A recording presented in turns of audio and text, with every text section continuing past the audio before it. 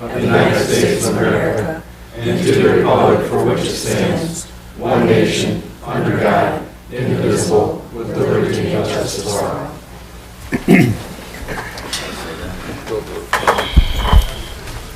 Welcome everyone to Tuesday, September 2nd. If you have any questions or business with this council tonight, come up to the microphone, give us your name and address. I have the roll call, please. Mayor Cedar. Here. Foley. Here. Kinsfater. Here. Krebs. Here. Kappa. Here. Laporte. Here. McCartney. Here. All present, Your Honor. All right, thank you. We'll go to consent agenda. A, City Council minutes of August 18th, 2014, special meeting, August 18th, 2014, regular meeting, and August 25th, 2014, special meeting. Recommendation is approved. These, the Cemetery Board of Trustees minutes of July 15th, 2014, recommendation received. Harbor Commission minutes of August 23rd, 2014 meeting, recommendation received. And the Historical Commission minutes of July 10th, 2014, recommendation received. Motion to approve A through D as presented, Your Honor. I'll support. All right, the motion is made. Supporters, or questions, comments? All in favor, say aye. Aye. Opposed? We will go to presentations. We're very fortunate this evening to have Randy Meyer sitting in the audience. Randy, it's all you.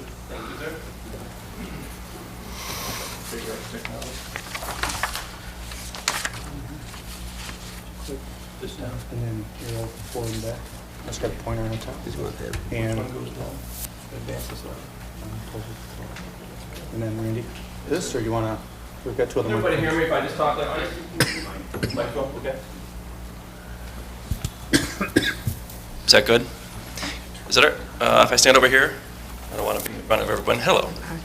Thank you for giving me the chance to come and talk to you tonight. There's a lot of quickly developing projects that the Community Foundation and our partners and donors are involved with, so I appreciate this timely opportunity. I want to update you tonight on two projects. The first is the Plaza Courtyard that we've been working on for quite some time, and the second is the St.Clair Inn. With the Courtyard, and obviously most of you have lived here a long time, have a lot more background than I do. I remember when I first moved here in 2002, there were talks about renovating the Courtyard and redoing the Courtyard. And there have been numerous high-quality plans throughout the years to redo the Courtyard. I mean, it's not a new concept. A lot of very fine plans. For whatever reason, though, none of these plans were able to come to fruition. And then over the last several years, really nothing's happened with the Courtyard. I think the dialogue has stopped and nothing was happening. We're fortunate to be in a position where our donors who make up our St. Clair Endowment Funds came to us and said that they wanted us to explore one or two of the most important projects for St. Clair, downtown St. Clair, in a way that would improve economic prosperity, aid the continued growth and revitalization of the downtown. At that time, and that would have been December, January of 2014, it was pretty clear that the top two projects were the St. Clair Inn, which was on its way to being closed, and the Courtyard. At that time, our donors picked to start with the Courtyard because that was more the low-hanging fruit.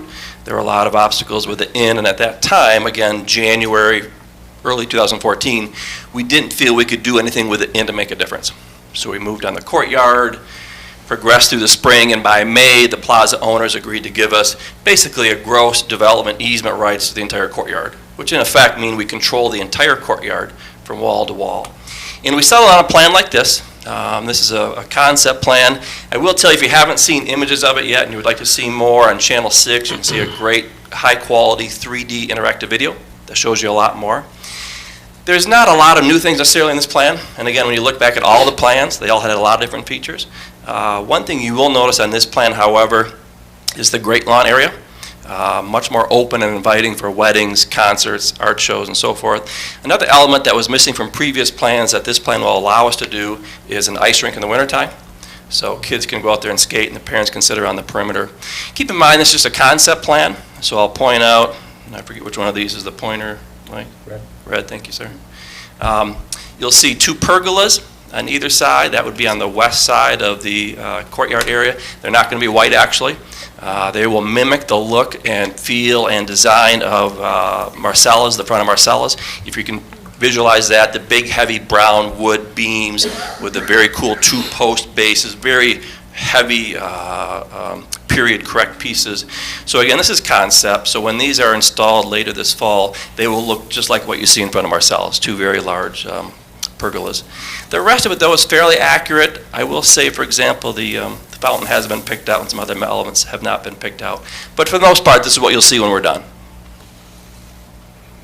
So to give you an idea of the status where we're at, hopefully this week we'll finalize the hiring of all the contractors to do the work. Work should begin next week, the week of September 8th. We don't have an exact date, but it'll start next week. We should be mostly complete by Thanksgiving. Of course, that's weather dependent. It's hard to predict what we're going to run into. Whatever we don't get done this year, we will finish up in spring of 2015.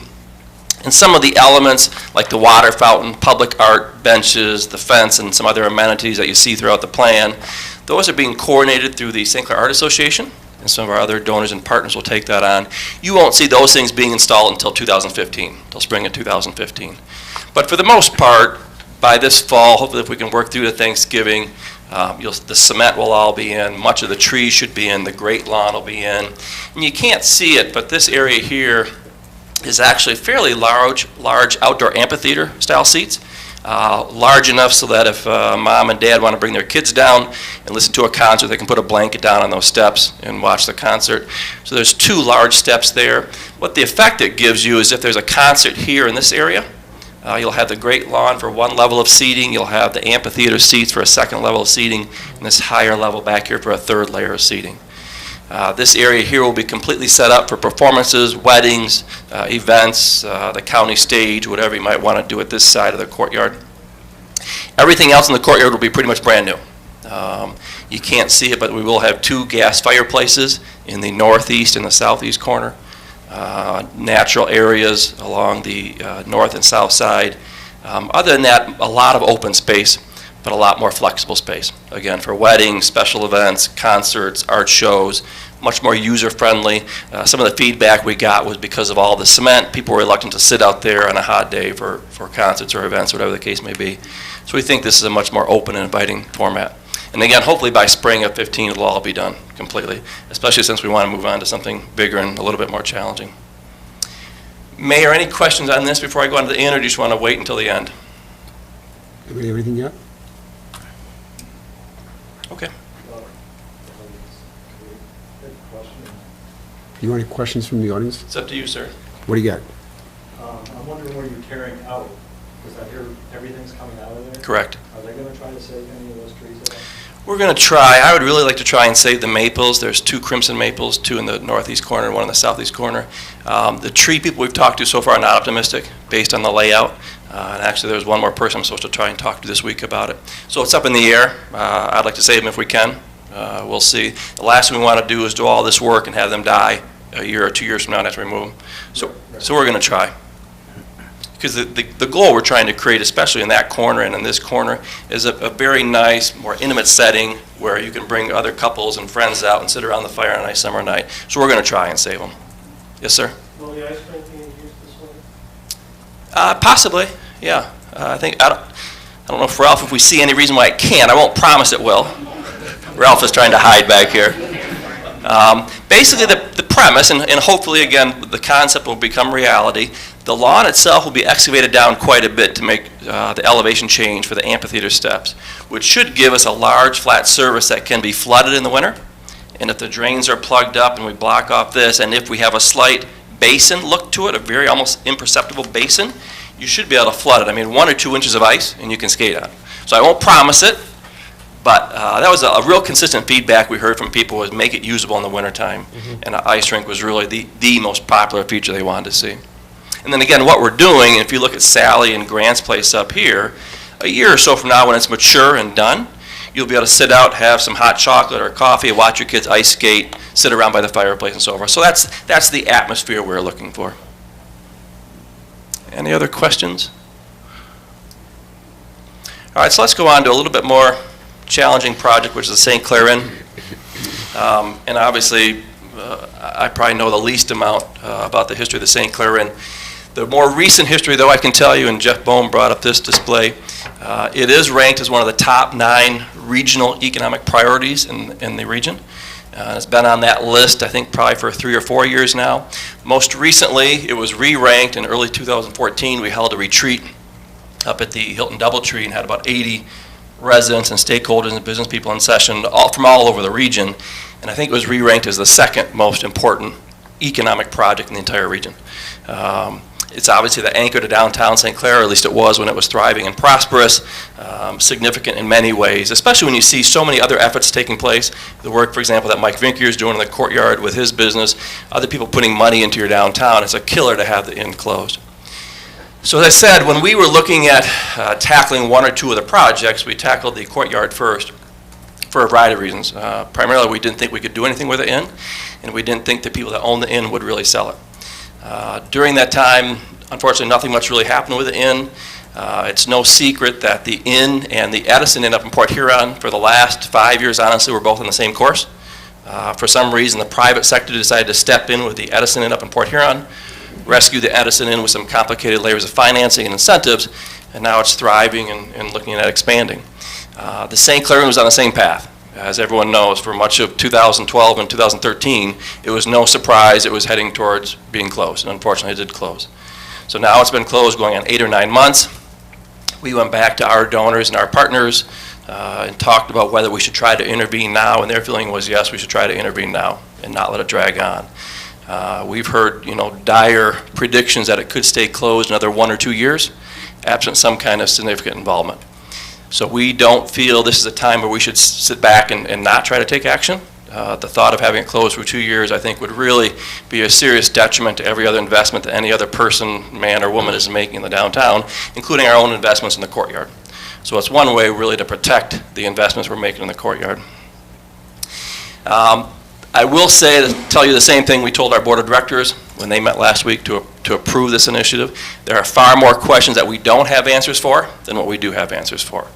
So keep that in mind as we go forward. I thought this look was interesting, though, as I was looking through my pictures and history of the St. Clair Inn, showing its more traditional look as the way it used to be when it was thriving. So let me just give you a status report. Keep in mind, we just got formal authorization last week to proceed. First and foremost, yes, we have formal permission from our board to try and purchase the St. Clair Inn. However, that's not a promise. We're not sure the owners are really going to sell it. We also know there are legal issues. It's tied up in disputes over who owns what. And to be honest with you, we're not interested in any of those conversations. It doesn't matter to us who owns what or who's upset with who. If we can put all 7 parcels back into one ownership, into a friendly local ownership, that's what we're going to do. We don't want to get into mudslinging. We honestly do not care about any of the history that led it up to being closed. The fact that it is closed, and absent some significant investment and action, it's going to stay closed. And you all know it'll be a horrible impact on the downtown. So we have started to put together a team of consultants from the hotel world, both consultants who serve strictly in that capacity and others who own, operate, manage, and develop and finance hotels. Our goal, honestly, and I was just explaining this to Dan on the way in as we were talking about it, our goal will be to have 3 separate independent opinions from 3 different camps in the hotel world about what we should do with the inn if we can buy it. That's why we're not listening to any one opinion. I'll also tell you the same thing we told people when we were doing the river walk. We don't have a preconceived idea of what it's going to look like when we're done. We weren't river walk experts. We're not hotel experts. What we'll do, though, is bring in the best possible experts, 3 of them, listen to their opinions and their arguments and their rationale and look at their business plans, and then make a decision from there. Of course, that assumes we can buy it. And again, there is no promise we're going to be able to buy it. What I will promise you is we will put our full faith and credit and make a legitimate, good faith effort to buy the inn. We will try to maintain open communications at all time. That starts with this meeting tonight, which we appreciate the opportunity to do. We can't promise we'll always be able to share everything with you. As you can imagine, it's a fairly large, complicated deal, but we will try to be open and honest with you. We will explore a wide range of exit strategies. Again, going into it, we do not know what the exit strategy is. At a minimum, the entry strategy, as I said, is to acquire all 7 parcels, clean up any lingering disputes or issues or claims, get it all under one friendly ownership, and then proceed.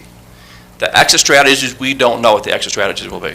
There's been talk about a boutique hotel, maintaining, expanding, who knows what. We will let the hotel experts decide that. I will say that second to last bullet point there, any exit strategy is likely to include us retaining ownership of the land and buildings. And I want to be clear about what that means. The history of the inn, as you all know, means changing hands of ownership from time to time. With infrequent local ownership. I think if it comes to pass that we're able to purchase the inn, our partners and our donors are going to want us to maintain that ownership in perpetuity so that you never have to wonder who owns the inn tomorrow. That does not mean, and you should not take that to mean, that Randy Meyer is going to run the inn. That is not what it means. We will have professional management to run it if we go down that path, but it's likely that if we can buy all 7 parcels, we will always own all 7 parcels. So keep that in mind. However, any exit strategy, that last point, I can absolutely assure you, any exit strategy is going to have the professional management and administration and financing and background and visioning of people who do this for a living and who make a profit at doing it for a living. So you have the management and operations of the hotel by some other group, the ownership of the land of the building by us. And that, sir, is a fairly brief report on what will be a very long-term project. You know, it's easy to say this could take 6 to 12 months to play out. I mean, I think that's a pretty fair assessment before we can actually, if it's possible, to purchase the inn. But we are putting everything we have into it, and we'll see what happens. Any questions? Randy, I just cannot say enough thank you to the St. Clair Community Foundation. With my experience with the foundation is a real solid group of fine moral fiber people with great character, and we appreciate, this council appreciates the Community Foundation stepping in here. The fact that this is in litigation, we are going to keep our questions to almost nil tonight. But we just want you to know that we appreciate the Courtyard efforts, we appreciate the efforts with the St. Clair Inn, and we wish you the best of luck. Thank you. You know, one point I didn't make before I take a question from the audience, and it did come out in the paper, however, at any step along the way, if a Marriott or a Hilton or someone comes along and says, we'll take that in, you step aside, we will step aside. I guarantee you, as long as it is a legitimate hotel owner-operator that wants to purchase it, we will not interfere with that in the least. Absent that, we will continue with the effort to buy it. Any questions from here? So you said you'd probably save all 7 parcels or whatever, just join to that piece of property. But do you think at some point in time you might ask to have that split off so you could sell a piece here and there off? Because I know there's, you know, Marcellus is there, and that building on north of that, Captain's house, the actual inn. I don't know what the other piece of property is. Yeah. But it would seem more feasible to buy and maybe sell a piece of property off that's not being used, a big building across the street, because it's abandoned anyhow. Right. To sell it to somebody else, get something else. I think what we would do, assuming we can get a purchase agreement signed by them, I think what we would do is come back to the city and ask for some input from the city and the DT and other stakeholders about how they want to proceed. I really think we are going to, after we get a purchase agreement, we're going to go very slowly to make sure we understand exactly where the city wants us to go. And again, we do not have a preconceived notion. Other than, like I said, if we can buy it, we're not going to spend all the money to buy it and then turn over the land to someone else. We are going to protect local interest if we can forever in that property. But we're going to turn to the city and other local stakeholders to help guide those decisions. Okay. Randy, what's the current status of the inn as far as the legalities and the liens and all of the swapping and trading? I mean, you know, that just recently some more trade swaps, I would say. I didn't really sell. Right. We don't know, Ralph, and so I'll tell you what we've done. We've retained the services of Gary Fletcher, and we have a lot of attorneys on our own board. We chose not to use an attorney from our own board for this particular project because we realize there's a lot of disputes, and to be honest with you, like I said, we're not interested in those. We know they're complicated and time-consuming and been going on. So in retaining Gary Fletcher, we said, Gary, we want you to solve them wherever they are and find out who we have to make an offer to. So beyond that, Ralph, we really don't know other than it's complicated. The last I heard, out of the 7 parcels, they were not all under single ownership. And it's not like they have a sign out there saying, call, you know, John Smith Realtor. You can't just call a realtor and make a bid. So it's a very complicated thing, and so Gary Fletcher's trying to sort through all the shell companies, find out who we can talk to. We're willing to pay a fair price. We're not asking someone to give the inn away. We'll pay a fair price. So hopefully Gary Fletcher can sort that out. Isn't there a tax thing against it too? So we've heard. Yes, sir. If the foundation bought it, would it stay under tax rolls? Yes, it would. That's a great question, and if I can just elaborate for 1 minute. There's several reasons why it would. First, we wouldn't take it off. Secondly, since it's not our primary business activity, it can't be tax exempt. But absolutely, it would stay on the tax rolls. All right, thank you very much. Thank you, Randy. Thanks, Randy. Best of luck to you.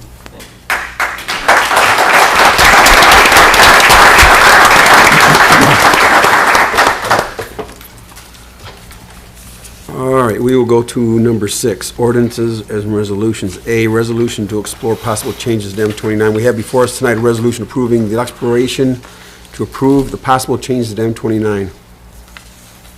I'd move to approve the resolution. Support. All right, the motion's made and supported. Is there any questions? Call the roll, please. McCartney? Yes. Foley? Yes. Kinswater? Yes. Krebs? Yes.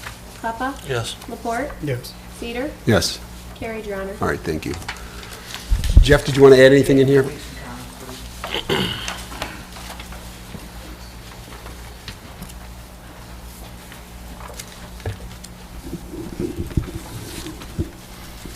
I actually met with Bill Kaufman, our county administrator, today, Dave Struck, our planner, and Lindsay Wallace, who's our transportation our specialist. And I just put a little outline here together. Actually, they did as far as what they had thought that the first meeting would consist of, because I know a lot of the questions are going to be, where do we go from here?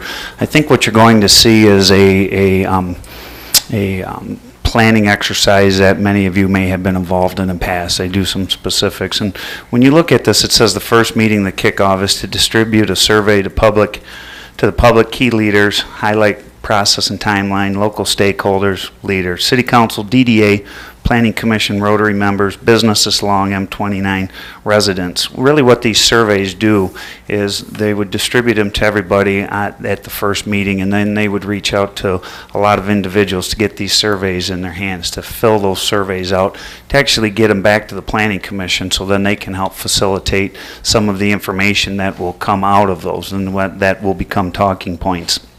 Then there will be a series of meetings. This is obviously going to take multiple meetings to get through this.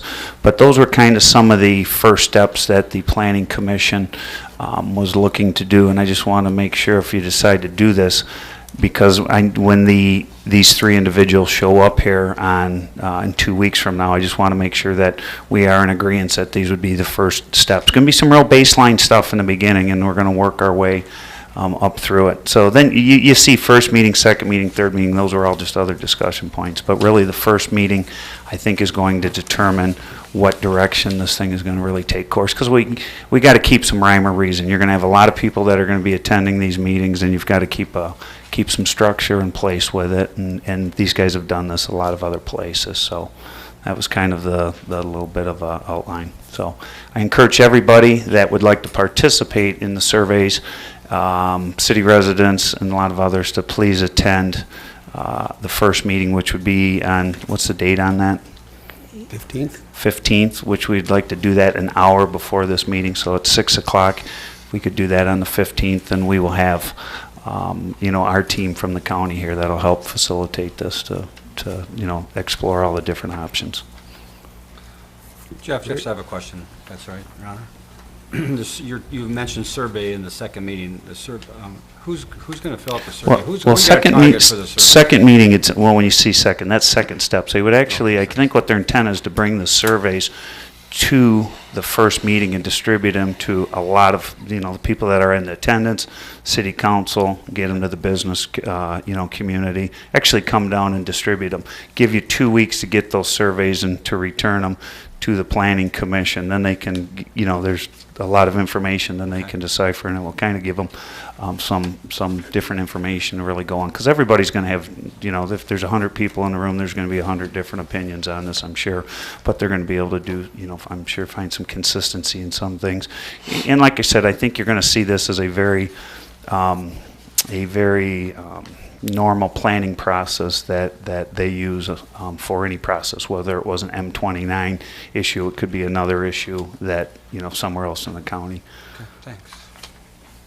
Anybody else? Thank you, sir. Okay. All right, we'll move on to The resolution to approve the Michigan Department of Transportation State Trunk Line Maintenance Contract. Mr. Booth. Okay, Your Honor, this agreement with MDOT reimburses the city for operating expenses associated with the Pine River Bridge. The contract is for the period of October 1st of 2014 through September 30th of 2019. Just so you have an idea of what they reimburse us annually of around $66,000 per year. And again, it's wages for the bridge operators. They also reimburse us for utilities, so DTE, SEMCO, things like that. So moved. Support. All right, motion made, supported. Questions? Call the roll, please. Foley, Yes. Kinsfather. Yes. Krabs, yes, Papa, Yes. Laporte, Yes. Yes. McCartney, Cedar, Yes. carried, Your Honor. All right, thank you. Number 7, reports from administration. Mr. Booth, do you have anything tonight? A few items this evening, Your Honor. I'd like to start out by reminding people that trash pickup this week will be delayed one day. Another item would be with our next council meeting, I will prepare budget adjustments for the general fund and the other governmental funds. It's just to let you know that's coming. And then the final item, the city's DPW is using a demo wood chipper on a trial basis. The old unit is almost 20 years old and has about 6,000 hours on it. The initial Michigan deal price on the unit we're demoing is $43,452. We will bid out the equipment if possible, or purchase via the Michigan deal. And the old unit will be auctioned off on the state's website. So just a little information there to share with you. And that's it. Any questions for Mr. Booth? I have a question about wood chipping, only because it's kind of like leaves with me. Are there designated times where designated wards get picked up and get their stuff put in the truck? And like, does everybody in town put theirs out the day after? And do they all wait a month? Seems like it I doesn't. think, Tom, you have the answer to that. Yeah. Yes, sometimes they'll pick it up, and as soon as they get it picked up, they have stuff out there again. Right. Sometimes we have a designated day, and it's our issue where the equipment breaks down or something else happens. We have limited bodies, so we push it back. So sometimes it's the city's the fault for not getting out there in the day. But yeah, there's all kinds of different. Where is it advertised? What day? What ward gets picked up? Because It's on the website. it is I believe it's under what? Resources. Under what? Resources? It's under resources. Good. Is there a chance we could maybe ask CTV to run some of these reminders? Mr. Dingman? Do we know anybody that works there? Thanks for coming this evening. Thank you, sir. All right. Thank you. Mr. Downey, do you have anything tonight? Nothing this evening, Your All Honor. right. Any city departments? These authorities, boards, commissions, committees, council reps? We have no unfinished business, no new business. We'll go number 10, claims and accounts, August 22nd, 29, 2014.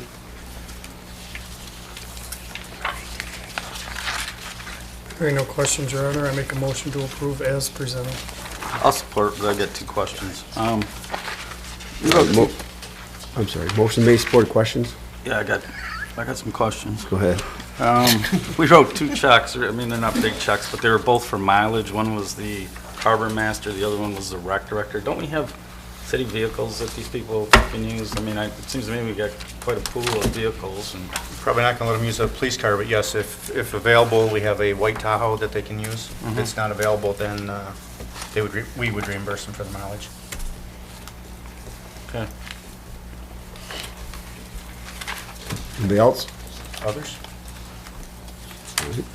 Motion made, supported, all in favor, say aye. Aye. Opposed? We'll go to number 11, public questions and public comment. Anybody have anything for the good of cause tonight?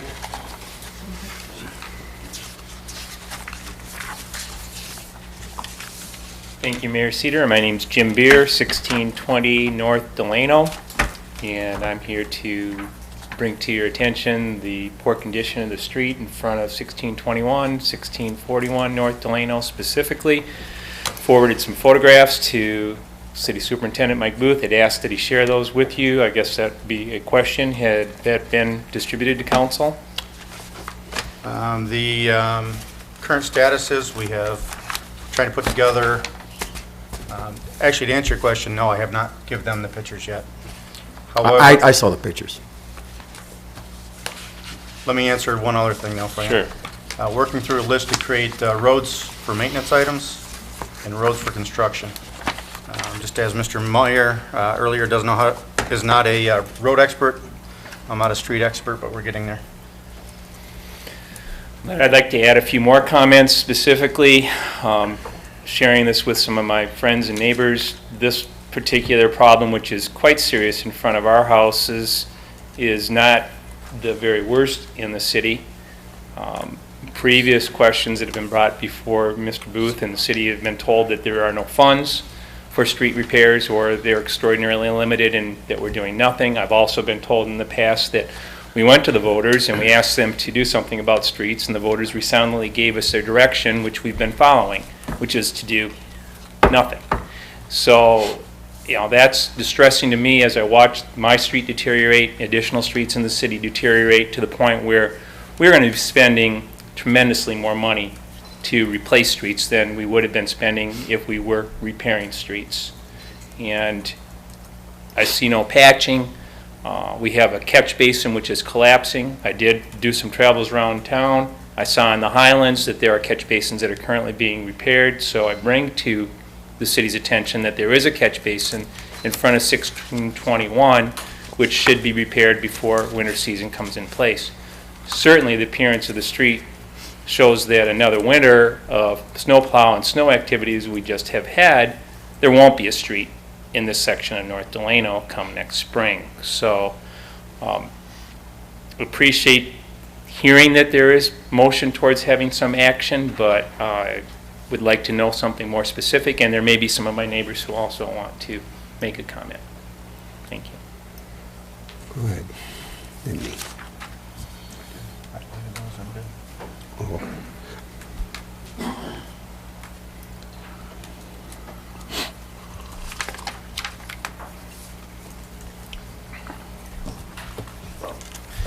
My name is Doug Vernier. I'm 1581 North Delano, and I also have a problem from the road damage that we're having. It appears when you look at it, the sewer, the storm drain has dropped down, and the earth is just washing out underneath the road. I've had to replace my driveway twice now because the dirt is just rolling, coming right out and going down that line where the storm drains would be.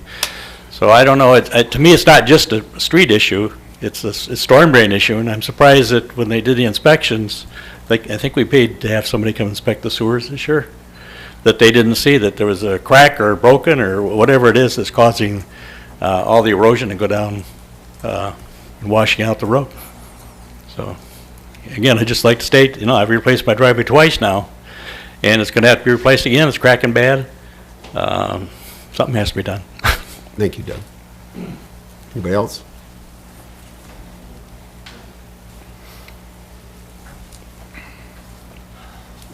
My name is Ron Beadle, 1641 North Delano. A few years ago, I noticed that the road was sinking, and I called and got a hold of the DPW, and they very swiftly came out and did some patching so that at least I could get into my driveway. And they've done it a couple of other times, but this is just surface. This is just hiding the problem. There is a bigger problem than that. And I would like to know that something is at least on the way to being done. Thank you. Thank you.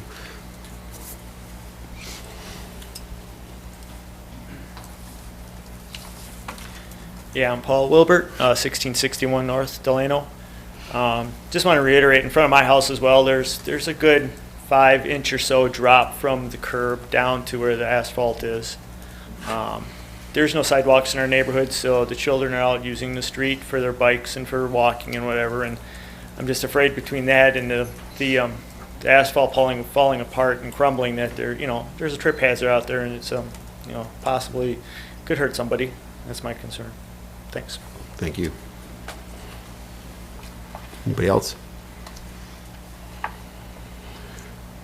All right, just a couple of things to maybe reassure people. We are in the process of contracting a crack sealer to get some of that started. Mr. Booth is also in the process of creating a list of the, I guess, worst is what I'm going to use, the worst roads that we can get to this fall. Council has been, we've had meetings, numerous meetings, and we are in the process of trying to come up with a fair, equitable, and realistic program to fund road improvement. What we're trying to look at initially with this, when you hear about the scrap tire grant we received, we tried to look at the roads that we could do that would be a resurfacing and not have to take the whole road out and the curbs. And our thought was that we could get more road linear footage done that way rather than taking the money and just doing a total redo on a road and a total redo on the curbs. So that's where the scrap money, the scrap tire grant came in. But we are, as a council, we are very aware of the roads, and we are very aware that our responsibility is to take care of those roads. And I can only tell you that we are working on it. And I know that just sounds so cliche, but we are. Does anybody else want to add anything to that? Well, I think maybe just tell them how we're working on it. Like I said, Yeah, well, what are we doing? I mean, we have millages coming off, right? Right. And we have payments coming off, so, I mean, I don't know if any of them know that. Oh, I'm sorry. Yeah, we have millages that are going to be, can you tell me about, you know the dates? 2016 will be the next piece that'll fall off for roads, so that is still a ways out. Right. What we're trying to figure out is the math of this. If we have some millages coming off that can relieve you of some tax burden, and at the same time, if we can get maybe a millage passed, we might be able to generate enough funds that we can say, well, we're going to take this much millage to come off anyway, so that's going to be a wash, if you want to call it a wash. But now we may have to ask you, public again, now that we all are kind of seeing what's going on with roads, we may have to say, hey, can you give us this much, because then we can do this much more to it. We don't have the exact numbers as to how that balances out just yet. It's a little more complicated than just sitting down and doing math. I don't know if that makes sense. Well, I honestly think it has to make sense, right? I mean, because we don't make money for a living, right? We collect taxes and we get grants, right? So, I mean, most people that live in St. Clair need to understand that there's no place to get the money from. Yeah, the state legislature has not been the friend to roads. You know, I mean, if they gave us some money, even the last 10 years, it's just been a debauchery what they've done to our revenue sharing. If you don't mind, I'll respond for myself and not speaking for anybody else in St. Clair. Absolutely, I understand that if you're going to fix something, you have to pay for it. And to me, and to at least some of my friends and neighbors that I have spoken to, I'm pleased to hear that you're trying to come up with a plan. Absolutely, we're looking for leadership from the council to go out to the public and say, there's no free lunch, nobody's going to do this for us, it's going to cost something, we can't let it continue to deteriorate because it's going to cost us tremendously more, not a little bit more, tremendously more if we do nothing. So yes, please come up with a plan, present maybe a set of options, or consider a set of options that you present to the community and look for input back from us. And certainly my neighborhood, other neighborhoods are definitely in need of some immediate attention, even if it is a Band-Aid of some sort to get us through another season. But to certainly hear that we're coming up with a plan that we can attempt to make as a comprehensive solution that will cost all of us something, fine. Let's hear it. Thank you. Thanks, Jim. Just to get the final word in here, if I could. I mean, Might not be the final. I think we're all in the same boat, and I mean, I think there's a lot of towns around Michigan. I would urge you guys, contact your legislation, because that's where the big bucks are held. You know, tell them to break out of some of that money. I mean, all you gotta do is drive down Van Dyke, drive down Mound Road, drive down any road, any small town. I mean, it's the same place everywhere. The funds that typically come back from the state are going to be earmarked for major roads and trunk lines, Right. and not for residential streets. So the residential street problem, as far as I can see right now, is uniquely, strictly a local problem to address with local funds. And to your point, you're correct, but like the scrap tire grant, that's a grant from the state government that we as a local government can use on local streets. They need to come up with more stuff like that. because I drive a lot in Detroit and Ann Arbor, and Ann Arbor is a relatively affluent area. Their roads, if you think our roads are bad, take a ride through Ann Arbor. It's ridiculous what they've got down there. And I'm not saying it's right, that bad roads. I'm just saying, those guys over at that state, when they stand here and tell me we're working on it, but then they go and they leave and they don't do anything about it, that doesn't help us a bit. No, I certainly look for grants that are available and take advantage of them. Don't wait on the state to solve our problem on roads, because it's not going to come from them. And you heard Mr. Pablo say that last week. Self-serving representation from the state government is they will not address this issue as a tax increase before the election, and as he said, not even after the election in the foreseeable future. And he sits on the committee that makes that decision. So I would take that as gospel and not look for funds other than the random grant that might be out there, which we should always be opportunistic for. Thank you. Bill? Oops. I got one question. Ron Grogan, 913 Cedar Street. The St. Clair Highway, is that something that you get? I know there's been a lot of money invested into that one already, and it's still closed because it fell again. So is there any update on what's going to be done with that street? No new progress on that. Do you know anyone in the railroad?